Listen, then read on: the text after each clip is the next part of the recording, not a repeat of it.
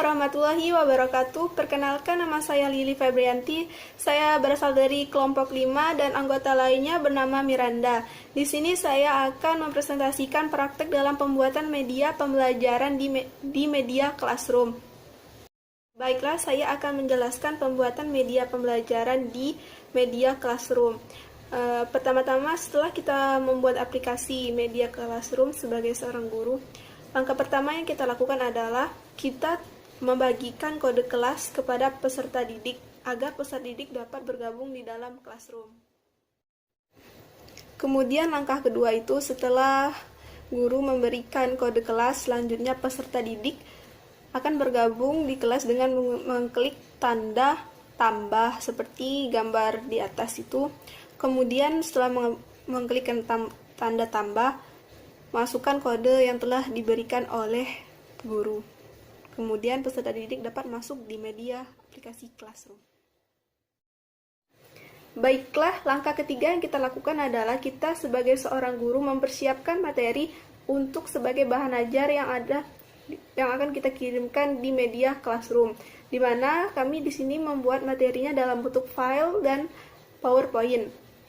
Kemudian materinya itu tentang selalu berhemat sumber energi kelas 4 SD sekolah atau sekolah dasar. Baiklah, langkah keempat yang akan kita lakukan adalah setelah kita menyediakan materinya, langkah selanjutnya kita membuka aplikasi Classroom. Kemudian setelah kita membuka aplikasi Classroom, gambarnya akan seperti di samping ini. Kemudian langkah keenam atau langkah selanjutnya, setelah itu kita membuat kalimat pembukaan untuk memulai kegiatan pembelajaran di aplikasi Classroom di forum Classroom. Setelah itu peserta didik akan membalas salam di komentar. Sebelum kita memberi materi dan tugas, ada baiknya kita memerintahkan peserta didik untuk absen di kolom komentar. Kemudian langkah ketujuh yang kita lakukan adalah setelah peserta didik melakukan absensi, kemudian kita sebagai seorang guru mengupload materi. Caranya klik di bagian tugas kelas, kemudian kita tambahkan pada logo plus. Kemudian langkah ke-8 yang kita lakukan adalah setelah kita mengklik tanda tambah atau tanda plus, akan muncul seperti gambar di samping ini contohnya. Kemudian kita klik pada materi. Kemudian setelah itu muncul gambar lagi seperti gambar selanjutnya. Isi judul dan topiknya di dalam materi yang akan kita kirim. Kemudian kita klik bagian logo klip untuk menambahkan materi. Baiklah, itulah yang hanya bisa saya jelaskan dalam praktek pembelajaran media di Classroom. Langkah selanjutnya akan dijelaskan oleh teman saya yang bernama Miranda.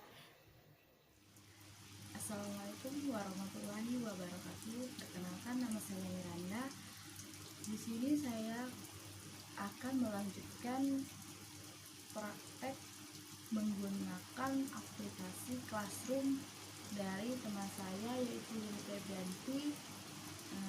Saya akan melanjutkan praktek yang ke-9, yaitu langsung saja kepada paparannya. Praktek yang ke-9, setelah kita klik logo seperti klip, kemudian klik file, setelah itu pilih materi yang akan dikirim di dalam file tersebut. Karena materi kami di WPS Office, maka klik WPS Office. Setelah dipilih filenya atau nama filenya PPT IPS. Langkah selanjutnya yaitu setelah kita memilih materi, maka gambarnya akan seperti di atas ini. Kemudian kita upload dengan klik tanda panah di pojok kanan. Lanjut, setelah materi diupload, maka peserta didik disilahkan memahami materi tersebut. Kalau tidak paham, silakan bertanya di kolom komentar. Setelah memahami materi, maka akan kita lanjutkan dengan tugas. Setelah kita memberikan materi, Langkah selanjutnya, kita memberikan tugas untuk menguji pemahaman peserta didik dalam memahami materi. Langkah awal untuk memberikan tugas, lihat nomor 6. Kemudian lihat gambar di bawah ini. Dan kemudian kita klik bagian logo seperti klip untuk menambahkan tugas. Selanjutnya langkah 13.